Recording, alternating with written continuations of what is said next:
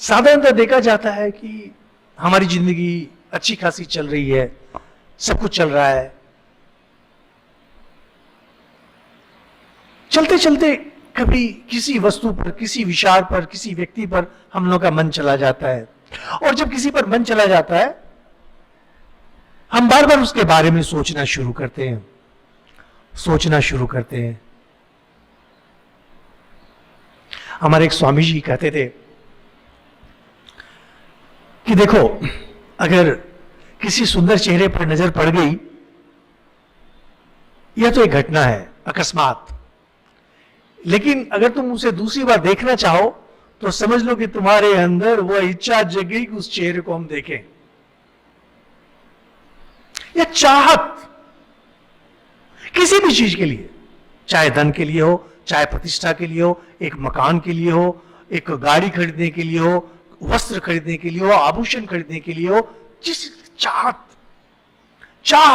इसी को बोलते हैं, इसका अनुध्यान करना, सोचना। कोई भी विचार अगर आपके मन में दूसरी बार आ जाती है, आप समझ जाइए कि अब आप मुसीबत में पड़ने वाले हैं। कोई, चाहे वो कोई भी चीज हो, मुझे यह चीज चाहिए। मां सीता वनवास में श्री रामचंद्र जी के साथ थी। सीता कभी किसी चीज के लिए आग्रह नहीं करती थी। वाल्मीकि रामायण में बहुत सुंदर वर्णन किया है वाल्मीकि ने। श्री रामचंद्र जी लक्ष्मण को कहते हैं कि लक्ष्मण, सीता की सारी इच्छाओं को पूर्ण करो। अगर वह किसी फूल को देख करके खुश होती है, उस फूल को तोड़ के ले आओ। किसी फल को देख के अगर प्रसन्न होती है तो उस फल को तोड़ के ले आओ, क्योंकि यह राजकुमारी है, इसने कभी कष्ट नहीं देखा है। यहां तक तो ठीक था।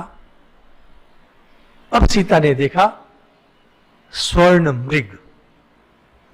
सीता को भी पता है सोने का मृग नहीं होता है, श्री रामचंद्र जी को भी पता है सोने का मृग नहीं होता है, लेकिन सीता के मन में चाहत आ गई।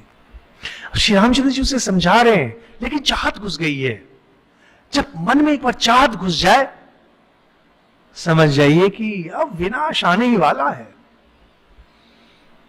बच्चे जैसे जिद करना शुरू करते हैं, हमारा मन उसी बच्चे की तरह है, वो जिद करना शुरू करता है कि मुझे यह चाहिए ही चाहिए। क्योंकि जब व्यक्ति एक बार से दूसरी बार सोचता है तो मन उससे जुड़ जाता है। इसे बोलते हैं संग। ध्यायतो विषयान् पुंसः संगस्तेषु जायते। जब व्यक्ति एक चीज को बार बार सोचना शुरू करता है ना, उसके साथ वह जुड़ जाता है।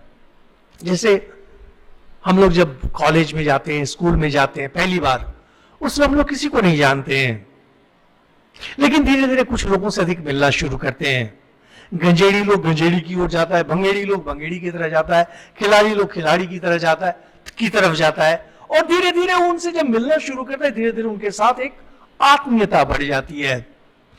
लेकिन हमारी सच्ची आत्मीयता हमारे विचारों के साथ बढ़ती है।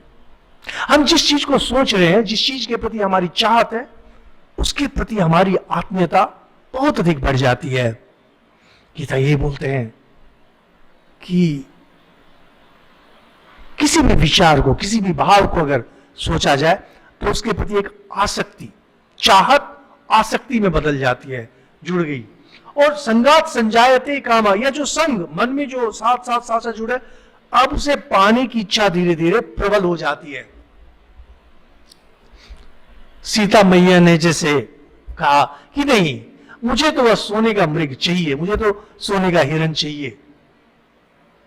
घर में देखेंगे नववधू है, वह जिद करती है, मुझे तो मैके जाना है, मुझे तो यह चाहिए, मुझे गाड़ी चाहिए। लड़के लोग जिद करते हैं, मुझे दहेज में यह चाहिए। उसके बाद मरते हैं।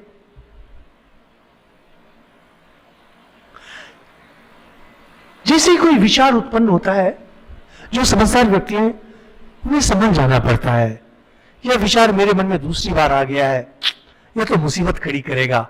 क्योंकि धीरे धीरे चाहत, और चाहत अब काम, वासना में बदल जाएगी। मुझे यह चाहिए।